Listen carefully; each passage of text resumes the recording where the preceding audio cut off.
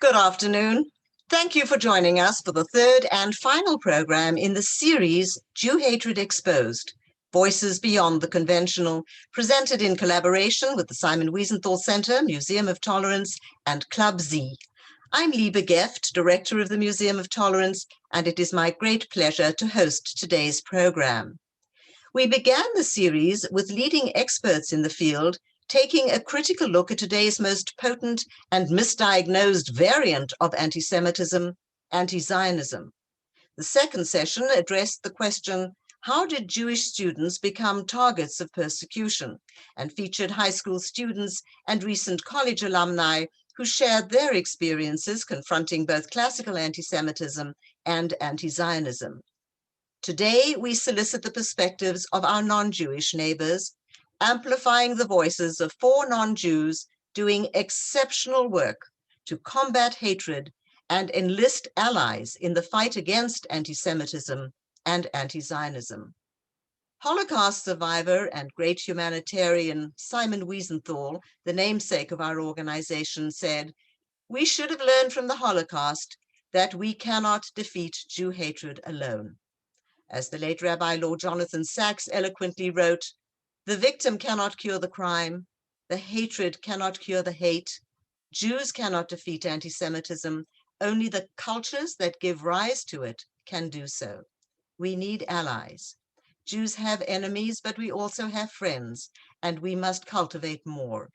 I am honored to introduce 4 courageous allies as our esteemed panelists. First, we say hello to Pastor Dumisani, Washington.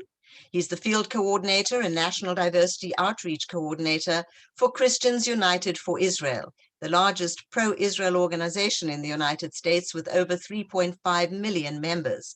In this position, Pastor Washington works with pastors, churches, college students, and millennials to strengthen the ties between the Christian community and the Jewish state. Pastor Washington is also the founder and director of the Institute for Black Solidarity with Israel, IBSI, dedicated to strengthening the relationship between Israel and the Jewish people and people of African descent through education and advocacy.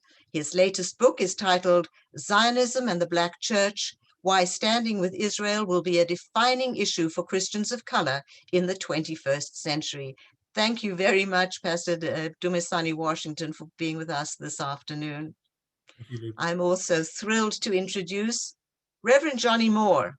He's the founder of KAIROS Company, president of the Congress of Christian Leaders, named one of America's 25 most influential evangelicals. Reverend Moore is best known for his work at the intersection of faith and foreign policy, and as a presidential appointee as a commissioner for the United States Commission on International Religious Freedom. Reverend Moore is the youngest recipient of the prestigious Medal of Valor from the Simon Wiesenthal Center and continues to work closely with Rabbi Abraham Cooper, Associate Dean and Head of Global Social Action for the Center. Reverend Moore has authored several books and appeared on numerous television, radio, print, and online outlets to provide analysis and commentary on various topics. We are very grateful that you've taken the time to join us again this afternoon from Washington, D.C. Thank you so much, Reverend Moore. It's a pleasure to be with you. I am honored to introduce Mahomed Akbar Khan, an American Muslim leader and president of American Muslims for Sustainability. He's the founder of Star Power, offering peace and prosperity. Mahomed Khan is also one of the long-standing and trusted friends of the Simon Wiesenthal Center, with whom he has worked on many global humanitarian, peace-seeking, bridge-building initiatives. The Jerusalem Post called him a Muslim with courage, when in February of 2017, he declared that preventing the body of slain and kidnapped IDF soldier Hadar Golden from returning to Israel is a major sin in Islam, and for hosting Hadar's parents at the King Fahd Mosque in Los Angeles, where he was the director of interfaith programs at the time. Thank you very much, Mahomed, for joining us for today's program. Thank you, and it's my pleasure.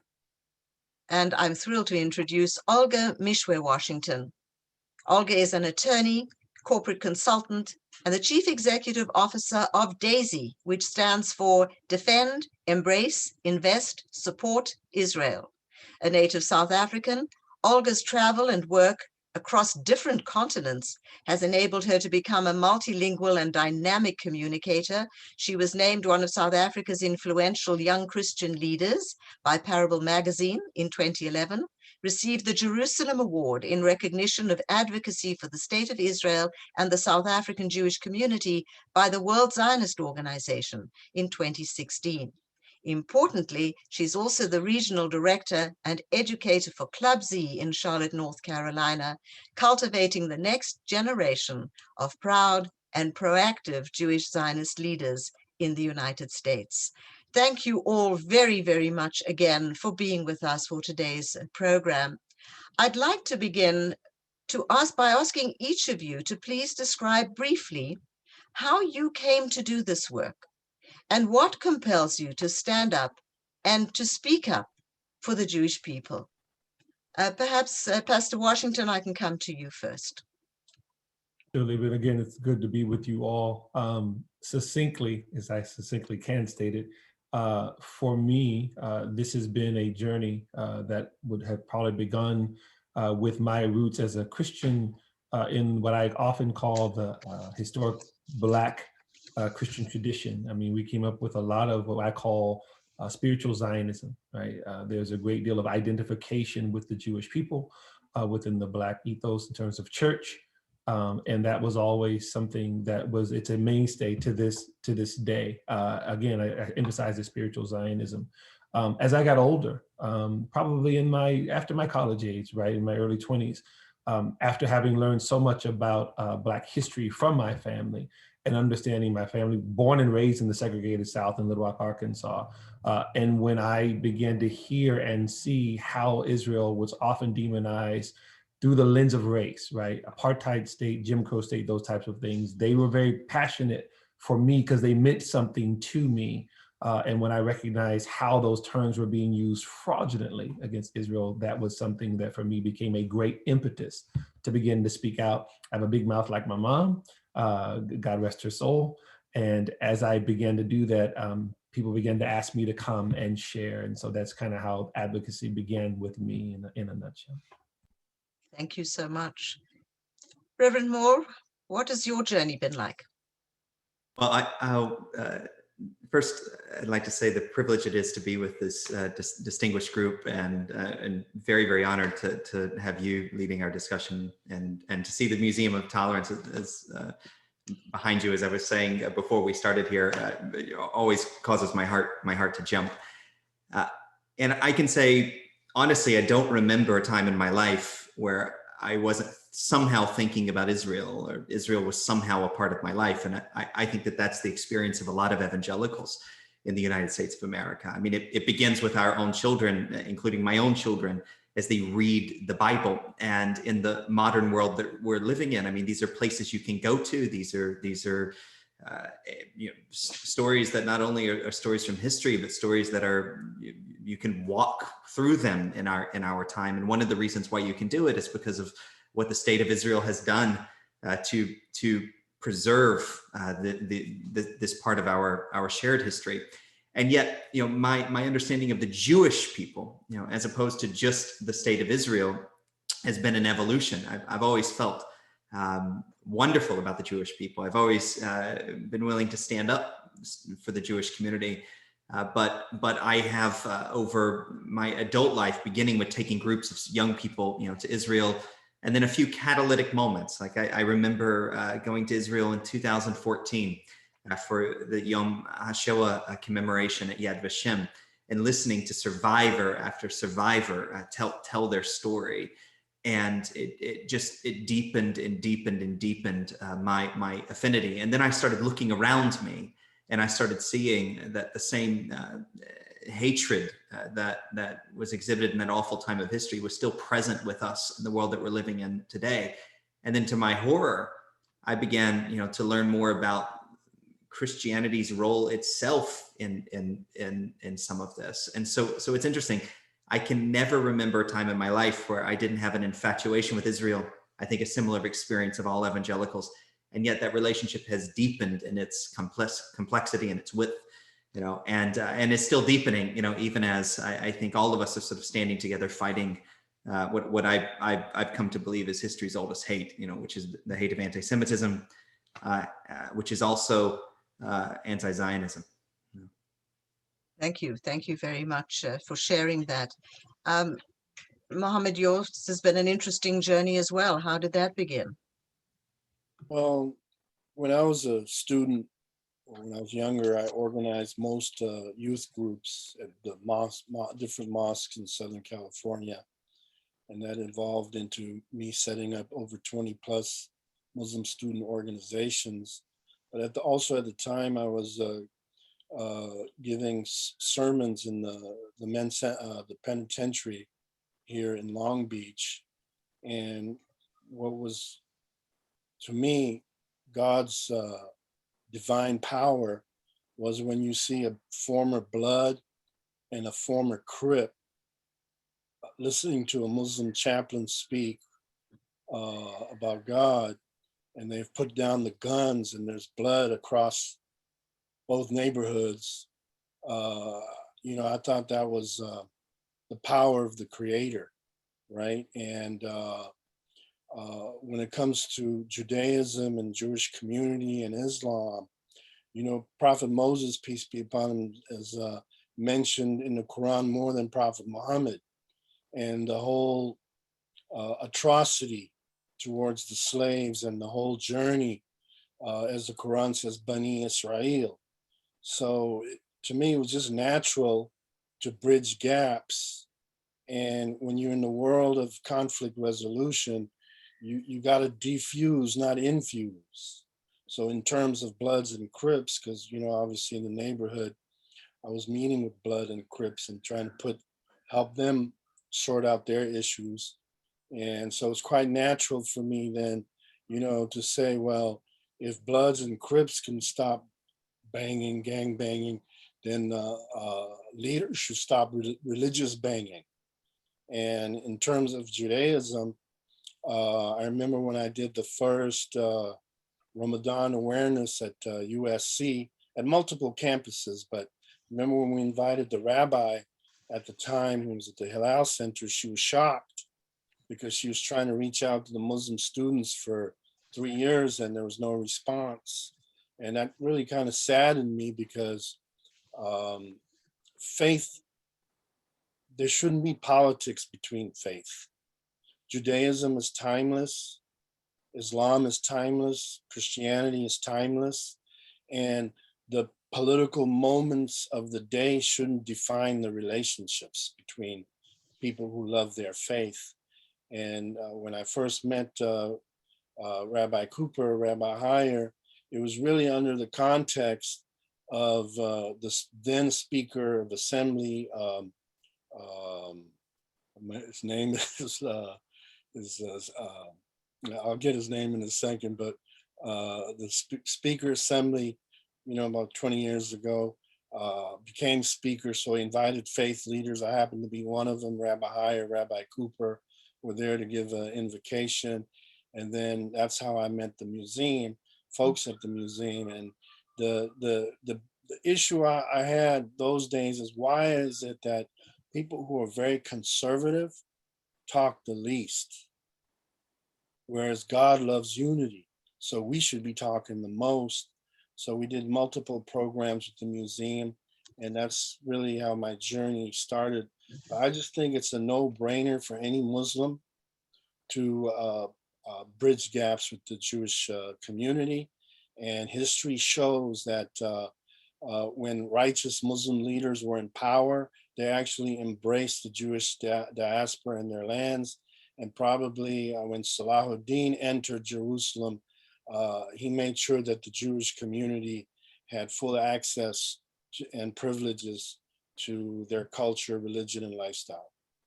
Thank you, Mahomed. Olga, let's hear from you. Across the globe and in many different professional positions, how do you come to do this work that you're doing now? I grew up in a Christian home, and so I was a Christian that prayed for Israel, but didn't speak up because I didn't know that that was my responsibility. Until 2013, my father was on a speaking tour here in the United States, and he came home very on fire, very passionate, very angry, and he said, there's this BDS movement, this BDS campaign that's taking our history as Black South Africans and misappropriating it towards Israel and demonizing Israel in the process, and we as a family, as a Black family, have to do something about it. I was an attorney at the time, very busy, very arrogant, if I may say so too. And I was like, Dad, that's other people's problem. You're busy, I'm busy. We can't do anything about it. And as a good father, he ignored me. And he started the organization of which I now have the blessing of leading, DEISI. And in my work with DEISI, in speaking and studying and researching and learning, I've come to realize that there is no option if I say that I'm a builder, if I say that I'm a Christian, that I should be doing this. There are three pillars that inform why I do this. The first one is my faith. Scripture very clearly tells Christians that we are to stand with Israel, not just pray for Israel, but to speak truth to power, if I may use that phrase. The second reason is my country. I love my country. I recognize the journey that we have traveled, how unique it has been, not only what we suffered, but also how we triumphed and how we're in the process of moving forward. And if there are people that are going to want to take our history, manipulate it, lie about it, and use it to try and attack another nation, and there's a responsibility for me as somebody who actually comes from a people that suffered to stand up. And then lastly, as an African, love my continent. The continent that I see today is not the continent that I know that we can be. And as a Christian, I'm very aware of Genesis 12:3, which speaks to if a people individually or collectively bless Israel, they will be blessed. And so there's a responsibility to help Africans recognize that part of our coming forth and prospering is in blessing Israel. But also practically, I've done my reading, I've done my research, I know my history on the African continent. And the seasons when Africa was able to be recognized internationally, produce and export exceptionally, be givers of the world, or to the world rather, not just takers, was when African nations had close ties, close connections with Israel. And I want to see that happen again. And so that's why I talk. Well, that is absolutely wonderful. Clearly, you are all activated, animated by your faith, and have found common cause with Jews and Israel. As you've also said, anti-Semitism is the oldest hatred. We know that it mutates like a virus, and what we're seeing today is yet again a new phenomenon. Anti-Semitism is rising from the left and from the right, and anti-Semites are becoming emboldened as the anti-Semitic rhetoric and actions become more mainstream, and there doesn't appear to be any political cost for expressing anti-Semitic ideas and sentiment. I would like to unpack some of the narratives that you alluded to in this very difficult work, in the threats and the challenges that you're facing. And if I could go back to you, Pastor Washington, you talk about the synergies, the symmetry and the parallels that are part of the history of the Jewish people and of the Black church. Can you illustrate some of those remarkable parallels and try and help us understand what went wrong? How does those synergies and that shared narrative somehow become distorted, and how is it influencing something like Black Lives Matter today? Well, in the US, in terms of the history of the Black population here, when you're dealing with, for example, the transatlantic slave trade, the very bedrock of American music it came from Africans, right? Everything from rock to pop and everything. And it started with mostly, influentially, Negro spirituals, right? I mean, songs that people know, regardless of their ethnicity. There's probably nobody on the planet doesn't know "Go Down Moses, Way Down Egypt Land," right? These are one of the many songs that were sung by Black slaves on plantations of hope, of freedom in the midst of despair. And it was almost always a recognition and a identification with the Hebrews coming out of Egypt, right? Joshua fit the Battle of Jericho, Swing Low, Sweet Chariot, Elijah Rock, you name it. Most of those songs, whether Old or New Testament, was a connection, the songs of hope. And then all the way up to the 20th century, I mean, you have Dr. King and Rabbi Heschel singing gospel songs, singing songs of freedom. So it wasn't just a cultural thing, it was a spiritual one, it was an identification. Dr. King, his very last speech, just hours before he's killed, he alludes to himself as Moses. I want you to know that we as a people will get to the promised land. I mean, this was something that was done for centuries throughout our time here, and also in Africa as well. I mean, Israel becomes a nation in Africa, right? It's slaves for 430 years in Egypt. It receives the Torah in the Sinai. So that has always been the case. And even as we talk about coming out of slavery, one of the most important synergies, if you will, was Booker T. Washington and Julius Rosenwald combining to build schools throughout the segregated South, a synergy that saw over 5,000 schools for Black students who were unable to go to segregated schools. So this was a generation before you even got to Abraham Heschel and Dr. King. So this goes on and on and on. And I'll say one last thing, Harriet Tubman, they called her Moses, right? They called her the Black Moses, right? For all these obvious reasons. So the connections are long. I'll just say briefly where it begins to deteriorate is in the 1960s. Again, it's not happenstance that Dr. King is assassinated in 1968 as you're coming to the end of that decade. And what is causing it to deteriorate, among many, many other things, is the anti-Zionism that is focused on the Black community and reflected out of. Not that the vast majority of Black Americans became anti-Zionist, but because the Black community was used and exploited by, and I'll give you examples, groups like the Palestine Liberation Organization. Yasser Arafat's focus was photo ops with people like Jesse Jackson and other people for the purpose of legitimizing what was a terrorist struggle as a righteous cause, if you will. And I'm not even speaking to the plight of the Palestinian people who themselves were being manipulated in this process. I'm talking about how the Black community is then used. That was the beginning of some of what we see today, using it in terms of rhetoric, use it in terms of props, if you will. And this is, as that began to happen, and it gained traction. I'll say, I promise this is my last thing, right up to the 2001 Durban conference, right? Israel's an apartheid state, right? The exact same playbook that has been done where the Black community is concerned. It has been the most effective form of propaganda against the Jewish state. That's where it actually began in the 1960s. We do want to hear more, but let me go to Olga after you with a reference to apartheid. Of course, Israel has been branded as an apartheid regime. Those who grew up in South Africa and know the realities of apartheid are appalled at that comparison. And I know that you've written a good deal on this topic. Perhaps you can enlighten us, Olga, where is that coming from and how do we combat it? So much of what Pastor Dumisani mentioned with regards to what happened both in the history of the African-American community in its relationship to Israel and now the anti-Semitism that's on the rise, using the African-American community has the same application with regards to Africans. Both from a spiritual perspective, as African countries were emerging from colonization and they wanted to be independent, who do they look to? They look to this nation of Israel. Many Africans are deeply spiritual, and so we sing songs of Zion, we sing songs of I'm going to Jerusalem, and so there is that connection, in addition to the very practical land connection with regards to Egypt and the various African tribes, Black Jewish tribes that are on the African continent. Using our history that Israel is an apartheid state, unfortunately, is something that, as we know, has grown rife.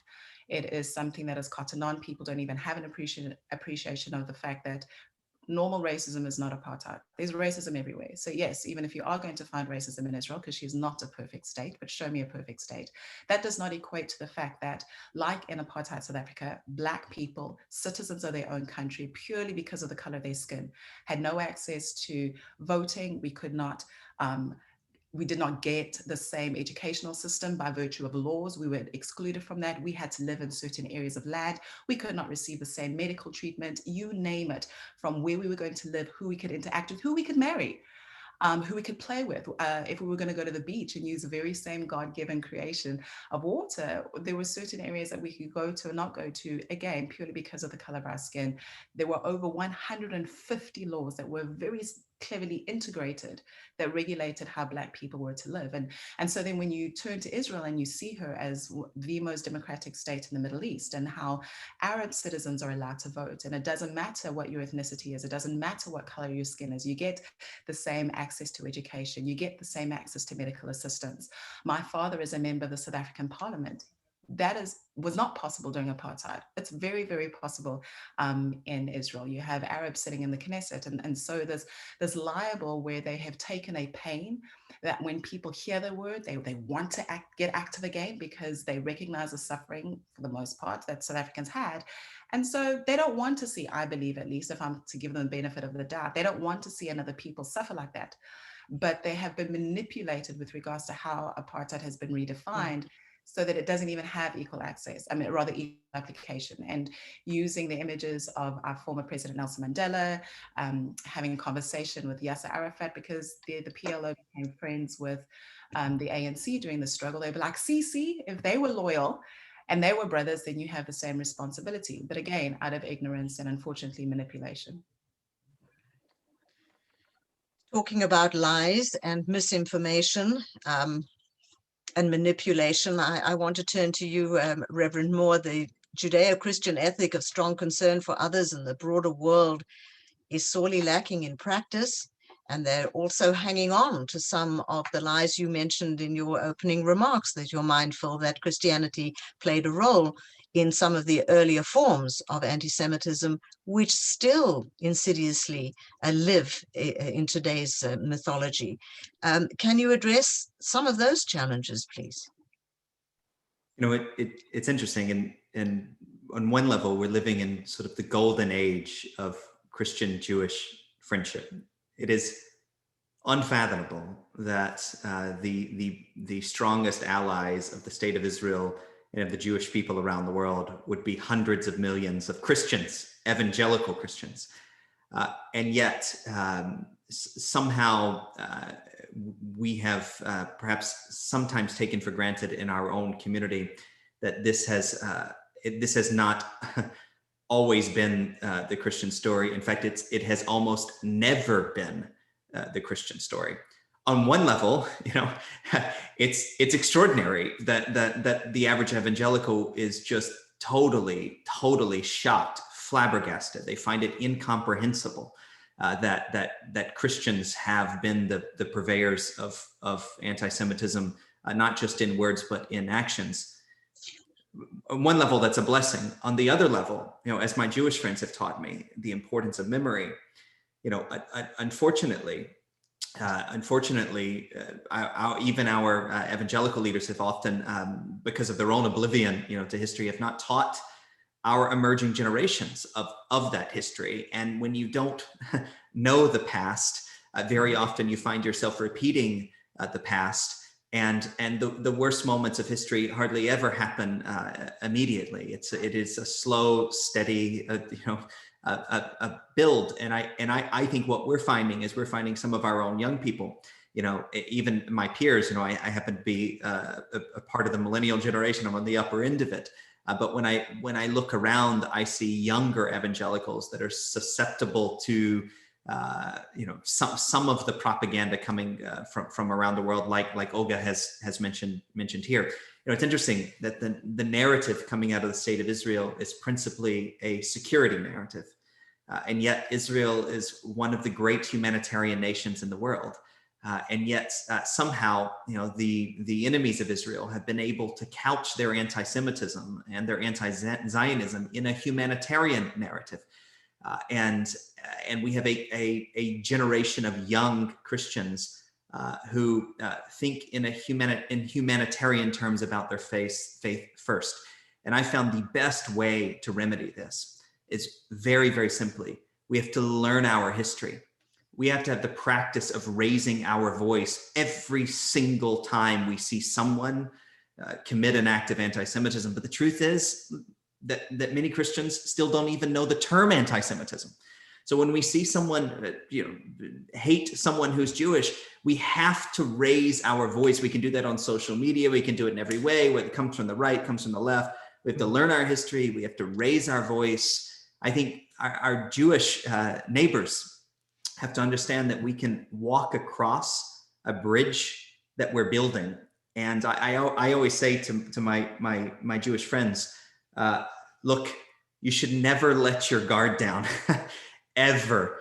But we can walk across a bridge that we're building together. And one of the very, very practical things, and I'll just finish with this, that I found as a Christian, the Jewish community and the Christian community share an Old Testament. The Hebrew Bible is the Christian Old Testament.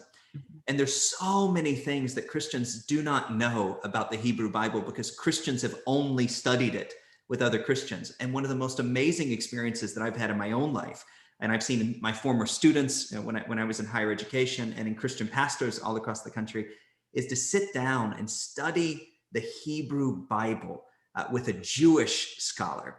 And along the way, friendships develop, which help on every single level, whether it's commenting anti-Semitism under the guise of politics or other things, whatever it is. These are very practical steps that I've found that have helped strengthen the Jewish-Christian relationship at a time of desperate need, because the old tactics are on the rise all across the world, even in our own country, and especially in Europe. And the old beliefs die hard. I'm following the questions that are coming in from our viewers and our audience to the Q&A, asking some things like, why is the blood libel still an issue? Why is it still being spread so widely?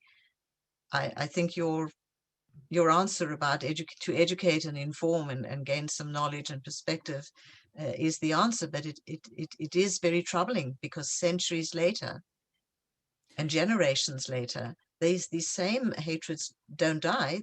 We add to them with other iterations and strains of this virus. Do you want to add anything for the sake of that? I'd be happy to. I think Christians very often, in particular Christian pastors, don't understand what is heard by the Jewish community when they teach the New Testament in certain ways. And unfortunately, even when Christian groups travel to Israel, very often they have exclusively a Christian experience. And this is a Jewish and a Christian problem to solve. This is Christians saying, when we go to Israel, we're not just going to pay a perfunctory visit to the Western Wall. We're going to have a Shabbat dinner, or we're going to sit with a rabbi, and we're going to hear our history from another perspective. And then for the Jewish community, I think just to let their guard down every once in a while, invite your local pastor to a Shabbat dinner, to sit down and talk about these things together, because the truth is, we're living in actually a very unique moment in history, but it is a delicate one. And education is the answer, but it is also insufficient, because education has to be done within the context of relationships in the real world that we're living in. Absolutely, thank you. Mahomed, let me come to you and refer again to something that has come in from members of our audience, and that is the frequent connection between Arab names, Islamist origins, who are the purveyors of anti-Semitism today, especially the anti-Zionist aspect of it. Can you speak to what is still driving that and how to overcome it? Well, I find there's a lot of confusion in both Muslim and Jewish community and faith communities in general. Some people want to be Mother Teresa and Amnesty International at the same time. Conflict resolution and peace building is one component of working for God. Human rights is another component.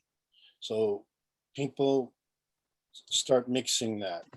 Bishop Tutu as a human rights person is different when Bishop Tutu and Mandela were working on conflict resolution models.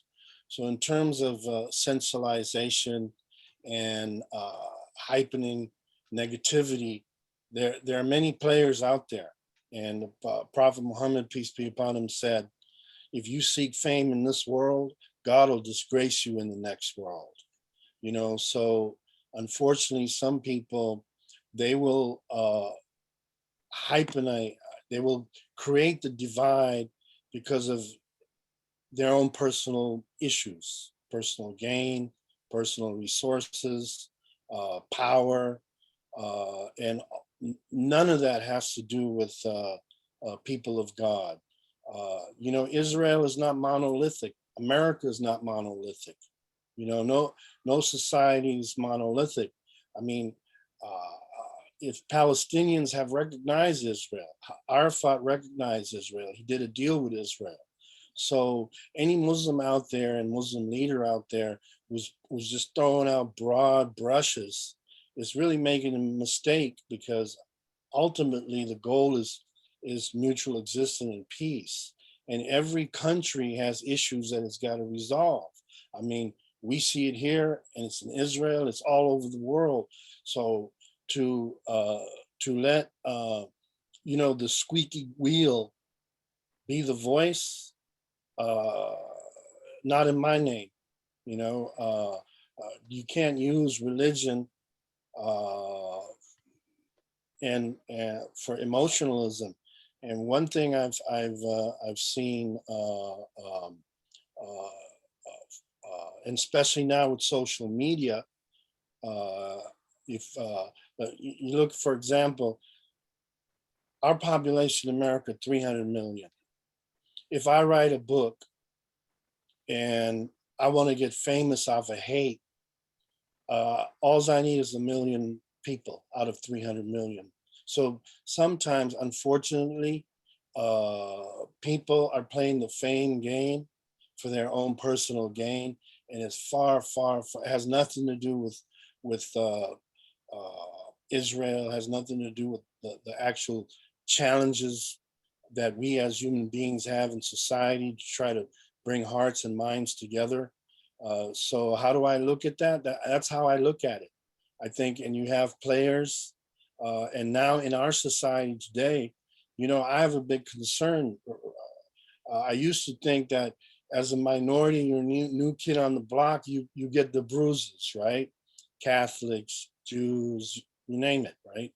But now, as I look at our society today, I'm like, wait a minute, anti-Semitism is way off the charts. Jewish Americans have paid their dues in this country in every field imaginable. So why is it way off the chart? It shouldn't be way off the chart.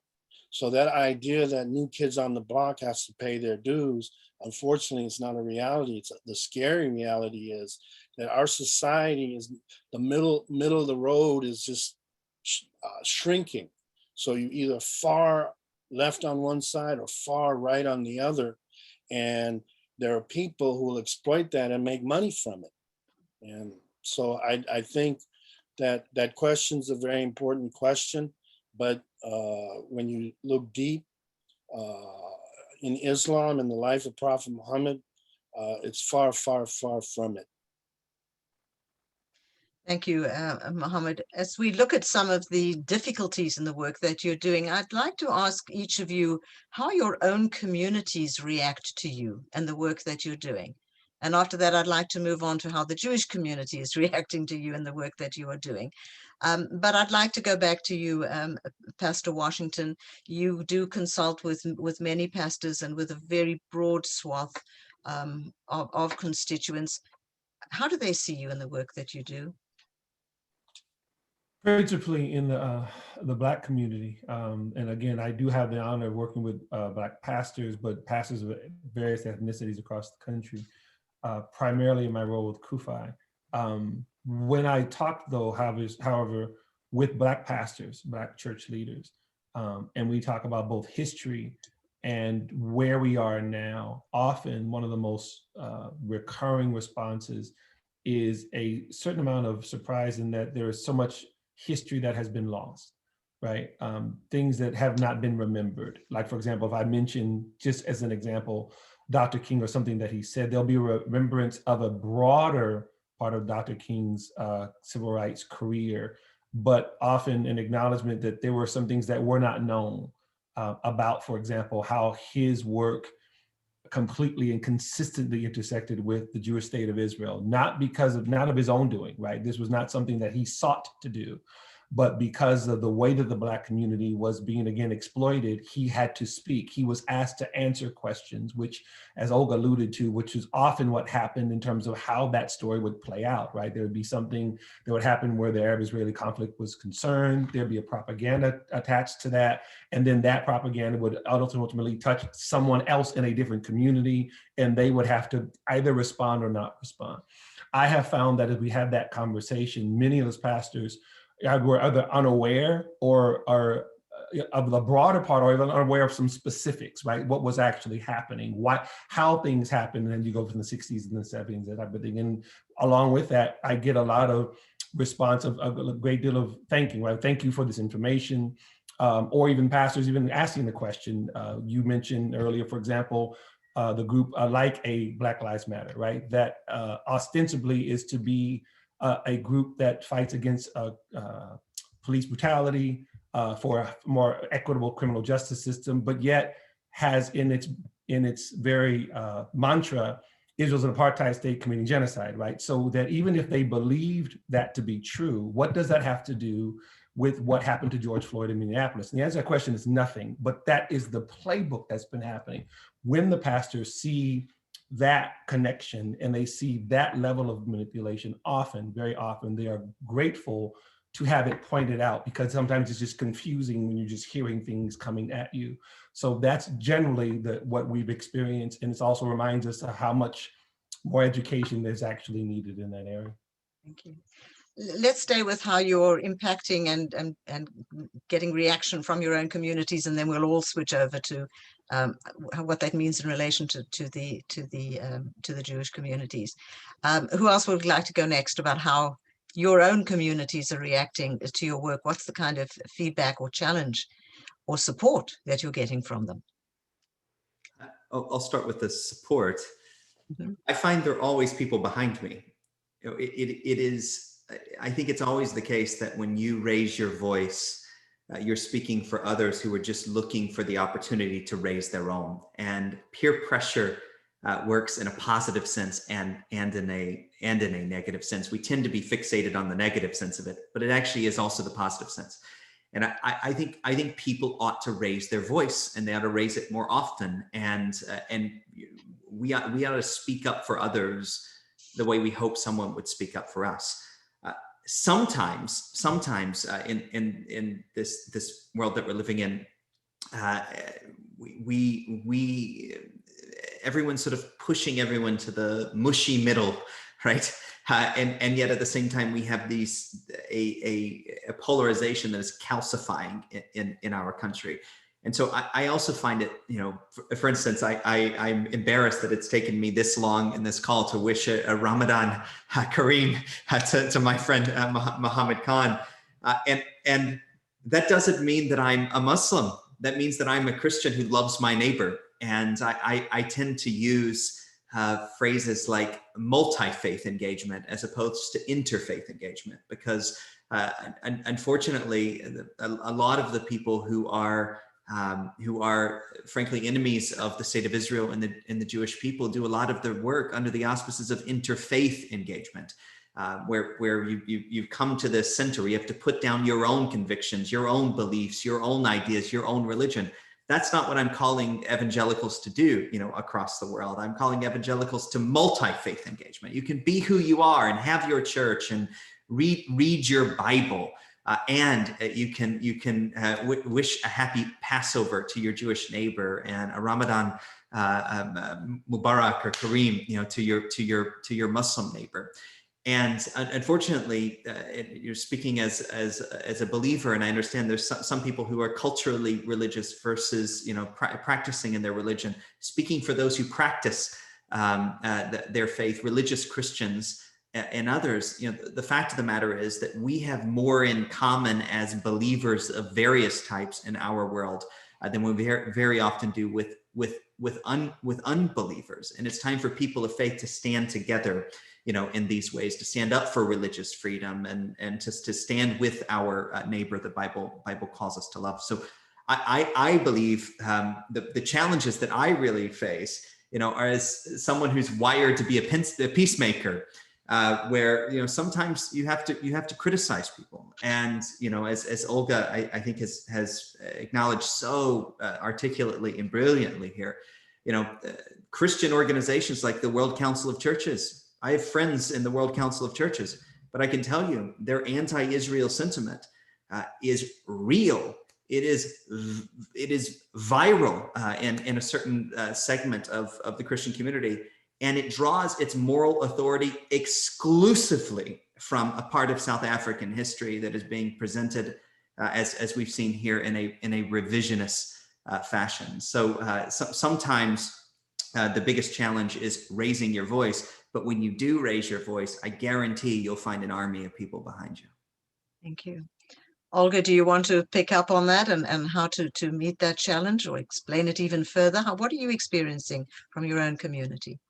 So I have the privilege of working predominantly with young people, both in my capacity with DEISI and CUFI, and I actually also serve with IBSI too. And oftentimes there is surprise, and that surprise either leads to curiosity, or that surprise leads to accusations of being a sellout. And Olga, how could you do this? Because you need to remember that predominantly young people, we are living in a culture. In fact, the 2016 Oxford Dictionary Word of the Year was post-truth. And post-truth means there's facts, there's evidence, you know it, but if it doesn't fit your feelings, if it doesn't fit what the passion is at the time, then you ignore it. So the feelings say that the right thing to do as part of the social justice movement, as part of a humanitarian movement, is to demonize Israel. And so then there's this tension that exists. But then I found that it moves from being hated or disliked and being called a sellout, that when you engage with them, and Reverend Johnnie mentioned quite a few times, education, education, education, and you break it down to them and you say, do you know, for example, the BDS doesn't want us to visit Israel, but former President Nelson Mandela, he himself visited Israel. Do you know that the military wing of the ANC, Umkhonto we Sizwe, was inspired by the IDF? And when you tell them that the Pan-Africanist movement, our fathers, one of whom was Kwame Nkrumah, he was a Zionist, he was a pro-Zionist. So our African leaders looked to Israel. And when you start to engage with them on that level and challenge them and say, are you interested to know about your people? And if you care about your people, forget about everybody else that's telling you what to do. As an African, for very long, we've been told what to do and how to do it. So if we're now saying that we are going to take responsibility for ourselves, and we are willing to do the work, that work begins with education, and this is how in history it has worked, and this is where it can go, then I found that they are very appreciative. They are oftentimes very upset. Some of my closest friends in this space are former BDS activists, young Black people who, if I can say respectfully, have been pimped with regards to their desire to do right. And so as young Black people have been at the forefront and have been manipulated and used. And then when they come to the realization that wait, what?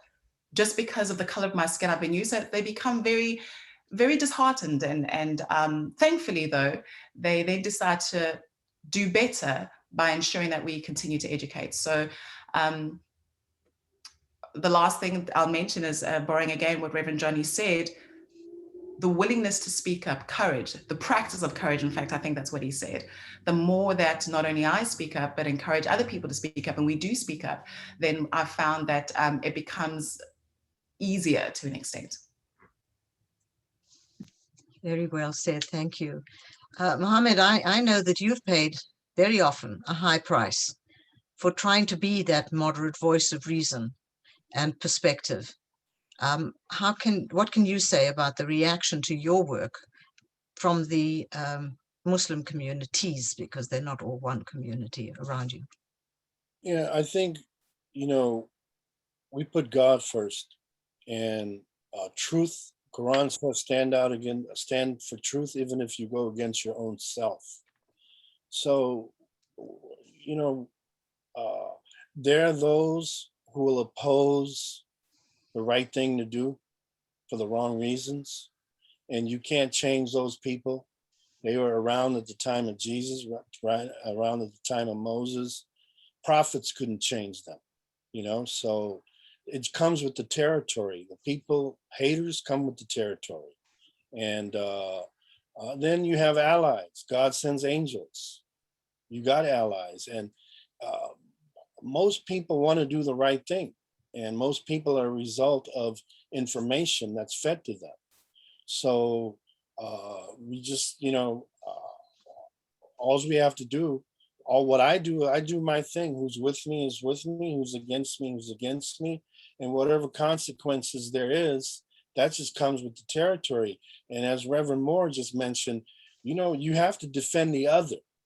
It's easy for me to get into, say, oh, there's Islamophobia. But when I see Jewish community being victimized because someone's a Jew, that's wrong.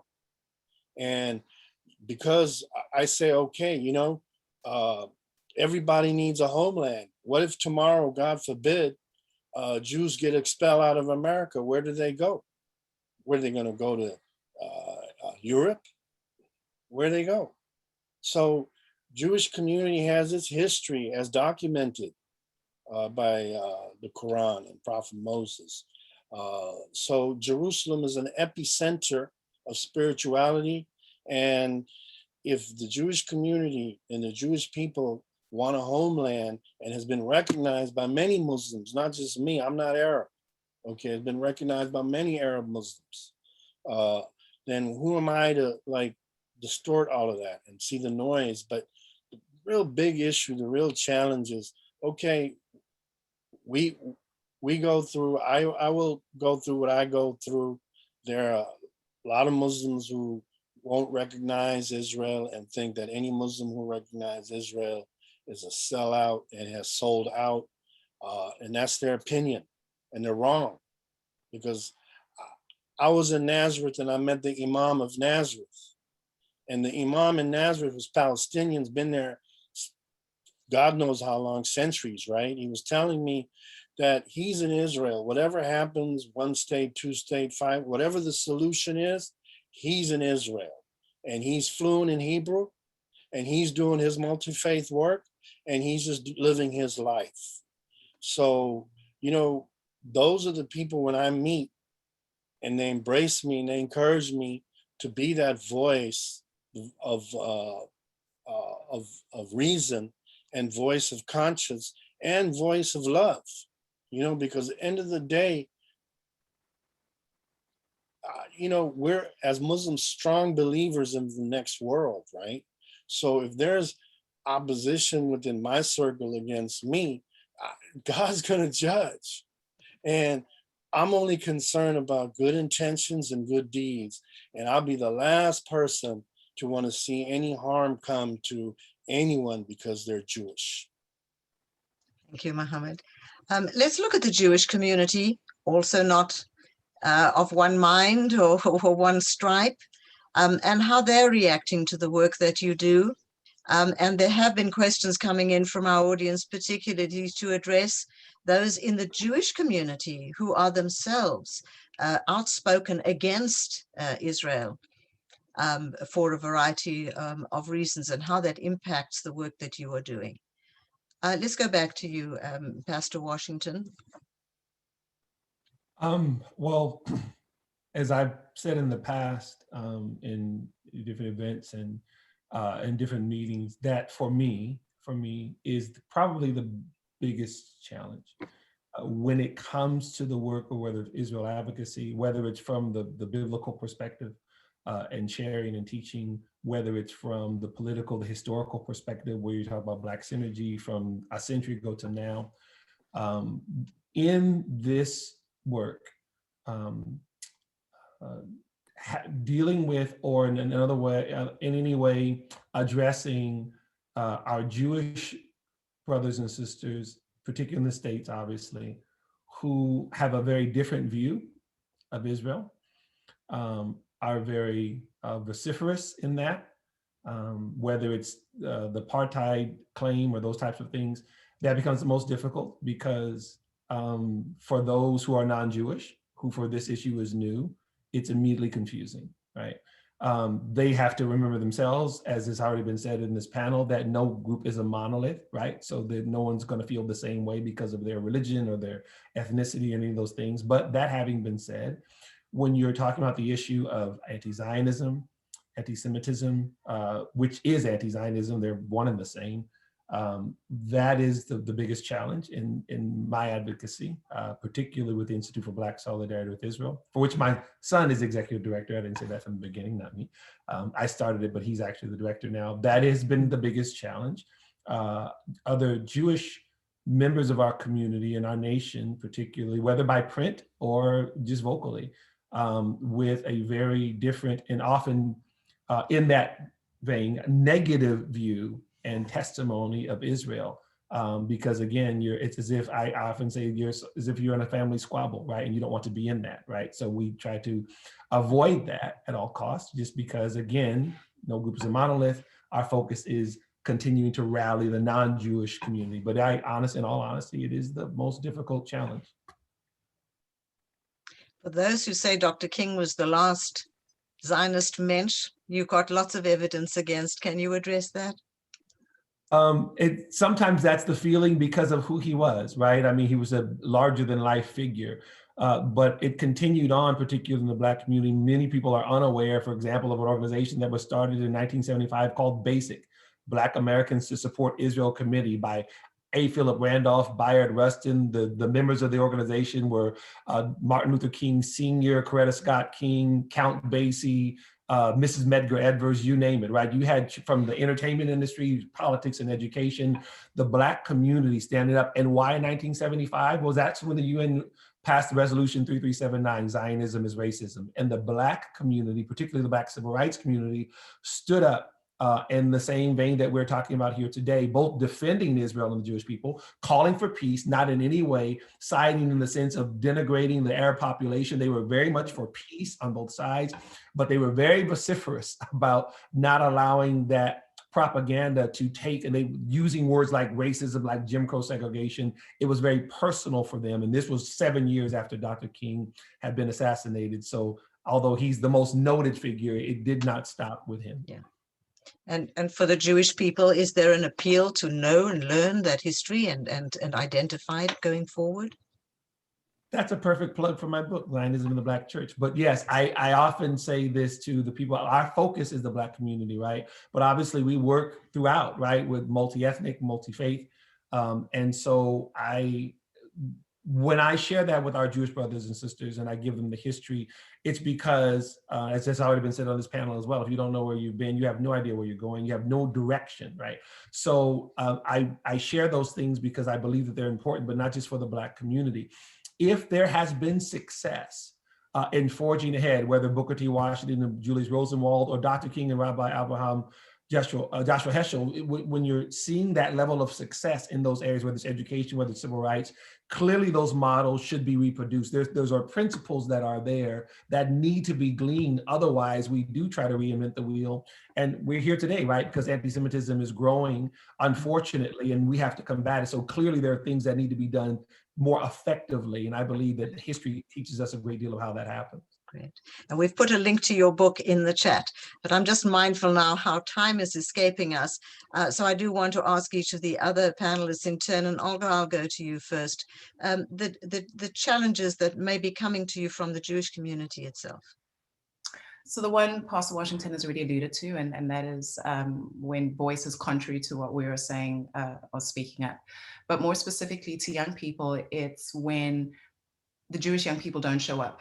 So part of my responsibility and my work is to encourage African youth to stand up and to speak up and to show up. And in them doing that, they oftentimes are taking risk until that education bridges the understanding as to why when you do this, you're not selling out your people. And so then when they are standing up and they look around and they say, where are my Jewish peers? And they aren't there, they're like, wait, then why should we be doing this if our counterparts aren't as interested? And I'm the first one to recognize, and I'm thankful for my friends that have given me insight into some of the struggles that have happened over the years when these young Jewish teens and students have stood up. I mean, I don't even want to begin to imagine what it's like to be on a university campus here in the United States, and you are then attacked and physically attacked, verbally attacked, just by virtue of the fact that you're Jewish. So recognizing and appreciating that it's very difficult and it's very hard. The opportunities, though, to collaborate more together will ensure then, at least from my perspective, that the work on our end is easier to do when they know that they aren't doing this on their own, but they're doing it side by side with their Jewish brothers and sisters. Reverend Moore, sometimes, and giving the benefit of the doubt, people have the best of intentions. They believe that they are, in fact, fulfilling the values of standing up and speaking for justice and for truth. But when they have become infused with a false narrative, what happens then? And how are you reacting to the reactions from the Jewish community? I would have to confess, if I didn't say that, sometimes I feel like some evangelicals find themselves feeling more Zionist than some of their Jewish neighbors in this sort of strange world that we're living in. And I mean that with all the respect in the world. But what I found is that the skepticism about evangelical or Christian intentions or motivations, that when I sit down with my Jewish friends and we just take them one by one, and we don't have time to take them one by one in this forum, but they are always surprised. See, it's not just what we don't know about our history. Perhaps it's also about what the Jewish community doesn't know about our community compared to assumptions, that are made. And so I think that's largely, resolved through sitting with one another and going through them. Mm-hmm. But the last thing I'll say is that it is true. Anti-Semitism is on the rise. The threats are severe. At the U.S. Commission for International Religious Freedom, we just released a report on Europe. It's horrific what's happening in Europe, and it's only growing. But it's also true that Israel has never been stronger than it's been before, that in the divided United States of America, the point of not bipartisan agreement, but largely nonpartisan agreement still is the support of the state of Israel. And the evangelical community, like 800 million of us, around the world. I'll tell you, on a secular campus, if a Jewish student is subject to anti-Semitism and some other student stands between that Jewish student and that anti-Semite, there's about a 99% chance that it's one of two. It's either another Jewish student or it's an evangelical Christian who says, not on my watch in this country. And so there is a lot of bad news. But the truth is, the bad news exists because there's so much good news, because I'm convinced they're losing the fight. Mahomed, I'll give you the last word as briefly as we can. You have already said your mantra is not on my watch. What has been the reaction in the Jewish community from your perspective? I think the Jewish community, gets confused when they see that some of the work I've done. And I have to remind them that you can focus on social justice and on human rights, but just don't let it get co-opted, because it's not about a lack of human rights or social. It's not about that. On the surface, yes, of course, every society, Israel has to solve complicated issues. America has to solve complicated issues, right? So I just think that, and I remind a lot of Jewish leaders that don't confuse peace building. Like, how many peace building and humanitarian Muslim and Jewish and Christian organizations are collaborating? We're not collaborating enough. We need to amp that up, right? So I advise a lot of Jewish leaders that your lack of unity will end up being your demise. Be very careful, because anti-Semitism and hatred is very, very vicious, and emotions of masses can be swayed by demagogues in very unpredictable ways. And the Jewish community knows this very well. As American Muslim Sustainability, I've partnered with, just to give an example, with Energy Upgrade California. And one of the initiatives they have to save energy is power down from 4 to 9 or 6 to 9.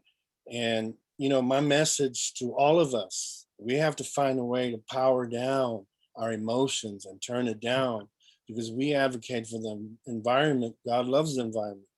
God loves human beings. Mhm. So the real solution is that try to meet people who we disagree with the most and try to break bread with them and understand life from their point of view. And in terms of Muslim-Jewish relations, that's all I've been doing for decades. I try to find the people who may disagree with me the most and vice versa and bring those folks together. And then that's how God will send his divine intervention and love so that we all can respect and be in this multi-faith situation. And we are all in it together. Perhaps we can end with that thought that the resurgence of anti-Semitism has always been an early warning of an assault on freedom and humanity itself, and it is so today.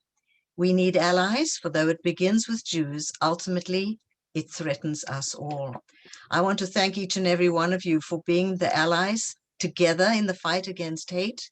And as you have stressed so eloquently today, to build the relationships that enable us to educate, inform, and inspire, and motivate us to engage in the practice of taking action for the benefit of everyone. My sincere thanks to each and every one of you, Pastor Dumisani Washington, Reverend Johnnie Moore, Mahomed Khan, Olga, Meshoe, Washington, our partners at Club Z, and everyone at the Simon Wiesenthal Center Museum of Tolerance. Thank you again for joining us, and let's keep this conversation and the action behind it alive. Thank you all very much indeed. Thank you.